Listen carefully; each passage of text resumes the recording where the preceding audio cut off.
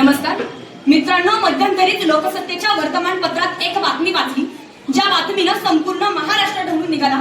त्या बातमीची हेडलाईनच अशी होती की विदर्भातील चंद्रपूर येथील रोशन कुळे नावाच्या एका शेतकऱ्यानं केवळ 1 लाख रुपयांच्या कर्जासाठी कंबोडिया देशामध्ये जाऊन स्वतःची किडनी विकून येतो। ही बाब पाहिल्यानंतर माझ्या मनामध्ये प्रश्न पडायला लागतो की आज भारतासारख्या देशामध्ये एकीकडे जय जवान जय किसान सारख्या घोषणा केल्या जातात, परंतु त्याच देशामध्ये ज्यावेळेस शेतकऱ्यांना स्वतःची किडनी विकून देण्याची वेळ यायला लागते ना, त्यावेळेस मात्र माझ्या मनामध्ये प्रश्न पडायला लागतो की आज या शेतकरी बळीराजानं किडनी विकली, उद्या वेळप्रसंगी त्याला काहीच सुद्धा विकावं लागल। आणि ही शेतकऱ्यांची अवस्था आणि व्यवस्था आपल्यासमोर मांडण्यासाठी उभे आहे। अर्थातच मी धस प्रणाली शहाजी इयत्ता 10वीची विद्यार्थिनी प्रस्तुत विचारपीठावरती विषय प्रस्तुत करते, लहरी, निसर्ग आणि हताश बळीराजा।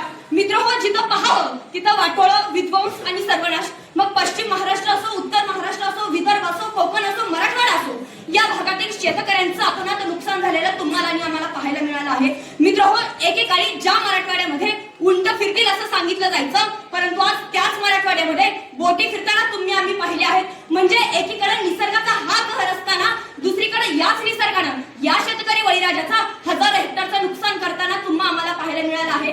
जेव्हा जेव्हा दुष्काळ पडतो त्यावेळेस जनावरांना खायला चारा नसतो आणि ज्यावेळेस अतिवृष्टी होते त्यावेळेस पीक कुजून जातं, मग विमा कंपनीला भरघोस मदत मिळायला लागते, परंतु माझ्या शेतकऱ्याच्या साध्या 50,000च्या कर्जासाठी जप्तीची नोटीस यायला लागते। ही बाब पाहिल्यानंतर माझ्या मनामध्ये प्रश्न पडायला लागतो की खऱ्याच अर्थानं या शेतकरी बळीराजाला योग्य आणि हमीभाव देणं गरजेचं आहे। कारण गेल्या 10 वर्षांपूर्वी ज्या पेट्रोलचा भाव हा 70 रुपये होता, आज तो 100च्या पुढे गेला। गेल्या 10 वर्षांपूर्वी ज्या सोन्याचा भाव हा 28 ते 30,000 रुपये होता, आज तो 1.5 लाखाच्या घरामध्ये गेला। गेल्या 10 वर्षांपूर्वी ज्या आमदार खासदारांच्या पगारी 50 ते 80,000 रुपये होत्या, आज ते 3 लाखाच्या घरामध्ये गेल्या। म्हणजे सरकारी कामामध्ये देखील 2.5 पटीनं वाढ झाली आहे। परंतु आपल्या देशातील शेतकऱ्यांची काय अवस्था आहे? गेल्या 10 वर्षांपूर्वी ज्या सोयाबीनचा भाव हा 4,500 रुपये होता, आजही तो तसाच राहिला। गेल्या 10 वर्षांपूर्वी ज्या कांद्याचा भाव हा 30 रुपये किलो होता, आज 10 रुपयांवरती येऊन ठेपला आहे। मित्रांनो, केवळ एवढंच नाही तर माझा शेतकरी बळीराजा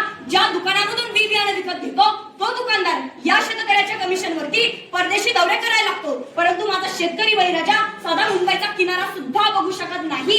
हे दुर्दैव आपल्या देशातील शेतकऱ्यांचं आहे। तर मग मध्यंतरीत पावसानं घातलेल्या थैमानानं याच मराठवाड्यातील धाराशिव जिल्ह्यातील भूम तालुक्यातील शेतकऱ्याच्या 35 गायी पाण्याच्या महापुरानं वाहून गेल्या। त्याचबरोबर सोलापूर जिल्ह्यातील माळा तालुक्यातील सिन्हा नदीला आलेल्या महापुरामुळे द्राक्ष उत्पादक शेतकऱ्याचे बेदाण्याचे शेड, कांद्याच्या चाळी तसेच ऊसासह संपूर्ण जमिनी पूर्णतः खरडून वाहून गेल्यानं शेतकऱ्यानं ज्यावरती आपल्या पोराबाळाची लग्न, शिक्षण अशी मोठी मोठी स्वप्न पाहिलेली असतात, ती एका फटक्यात धुळीस मिळाली। तर मग इकडे उत्तर महाराष्ट्रामध्ये गेल्या 4 महिन्यांपासून तळहाताच्या फोडाप्रमाणे जपलेला कांदा आज उकिरड्यात फेकून देण्याची आणि फुकट वाटण्याची वेळ त्यावरती आलेली आहे। तर मग इकडे पश्चिम महाराष्ट्रामध्ये झालेल्या अतिवृष्टीमुळे ऊस पडलाय, तुऱ्या आल्यात पण तोड आली नाही, परिणामी वजन घटलंय। म्हणून शेतकरी बळीराजा याच निसर्गाच्या लहरीपणामुळे हा खऱ्या अर्थानं हताश झालेला आहे। मग मला वाटतं शेतकऱ्याचे खर्च आणि भांडवल सुद्धा निघत नाही, कष्टाचे मोल कोठे घेऊन बसला। मला वाटतं याकडेही थोडं सरकारनं लक्ष देणं गरजेचं आहे, कारण आज सरकार लाडक्या बहिणींसाठी 46,000 कोटी वार्षिक मदत करतो, कुंभमेळ्यासाठी शेकडो कोटी दिले जातात, उद्योगपतींना सबसिडीच्या माध्यमातून हजारो कोटी मदत केली जाते, परंतु माझ्या शेतकरी बळीराजाला 1 हेक्टरी 8,500 रुपये म्हणजे एका गुंठ्याला फक्त 85 रुपये मदत दिली जाते। हे समीकरण कसं जुळणार आहे?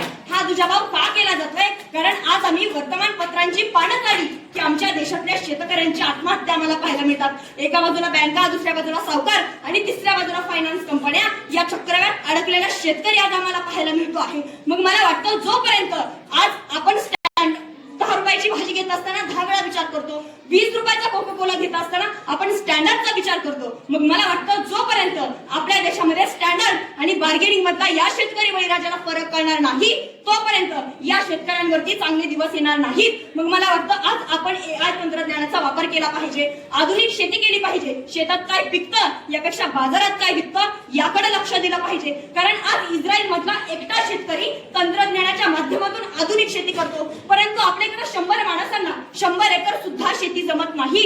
मग आपल्याकडे काय विकृती आहे? तर सोन्याला झळाळी, शेअर मार्केटला तेजी आणि भाजीपाल्याचे भाव आकाशाला भिडलं म्हणतो। ही मानसिकता पहिल्यांदा बदलली गेली पाहिजे, कारण अत्यावश्यक जे आहे त्याला आकाशाला भिडलं म्हणतो।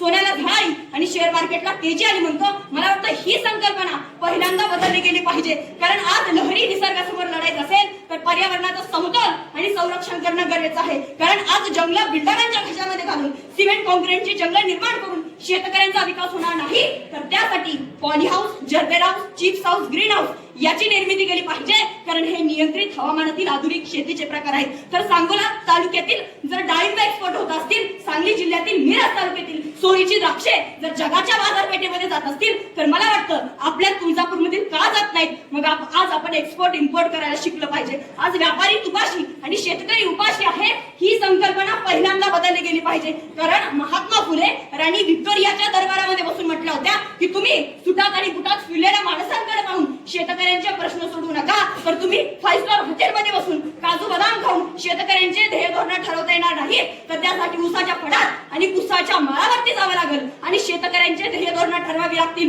परंतु आजही आपल्या देशाची ध्येय धोरण ठरवली जातात. मुंबईला आर्थिक निर्देशांकांची इमारत आहे, त्या इमारतीच्या बाहेर उड्या मारणाऱ्या बैलाचे चित्र आहे. बैलानं उसळी घेतली की आर्थिक निर्देशांक उंचावतो, बैलानं मान खाली घातली की आर्थिक निर्देशांक मंदावतो. मला वाटतं ही इथली अर्थव्यवस्था खऱ्या अर्थानं शेतकऱ्यांचा कणा मोडण्याचं काम करत आहे. मग मला वाटतं शेतकऱ्यांना कर्जमुक्ती देण्याच्या घोषणा नको आहेत.